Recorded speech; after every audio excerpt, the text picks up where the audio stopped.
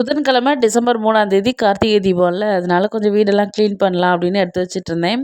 வெளியில வேற மழை பெஞ்சிட்டே இருந்துச்சா, ஒரே குளிர் தாங்க முடியல. இருந்தாலும் க்ளீன் பண்ணி தான் ஆகணும். வருஷம் வருஷம் 3 நாளுமே விளக்கு போடுவேனா, அதனால ஒரு 2 நாளைக்கு முன்னாடியே வீடெல்லாம் க்ளீன் பண்ணி ஃபுல்லா ஒட்டடை அடிச்சு விட்டு எல்லாமே சுத்தம் பண்ணி நீட்டா வச்சுருவேன்.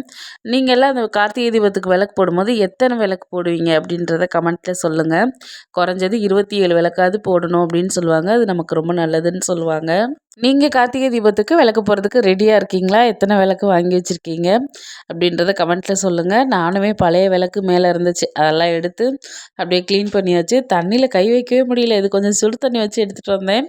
ஃபுல்லா கிளீன் பண்ணிட்டு அது கொஞ்சம் நேரம் அப்படியே காய வச்சுட்டேன். நாளைக்கு எடுத்து அத மஞ்சள்லாம் தடவி ரெடியா வச்சுக்கலாம் அப்படின்ட்டு. கொஞ்சம் துணி இருந்துச்சு. அதையுமே மிஷின்ல போட்டு விட்டாச்சு. மிஷின்ல போட்டு விட்டு என்ன பிரயோஜனம்? நல்லா வெளியில மழை பெஞ்சுட்டே இருக்கா. சீக்கிரம் காயவே மாட்டேங்குது. துணியெல்லாம் 2 நாள் காய வச்சு எடுத்தாலும் எப்போ தொட்டாலும் ஈரப்பதமா இருக்கிற மாரியே தான் தெரியுது. எனக்கு மட்டும் தான் அப்படி தெரியுதா என்னன்னு தெரியல. எல்லா துணியும் தொட்டு தொட்டு பார்த்து தான் மடிச்சு வச்சுக்கிட்டு இருந்தேன். வீடியோ பிடிச்சா லைக் பண்ணுங்க. மீண்டும் சந்திப்போம். டாடா.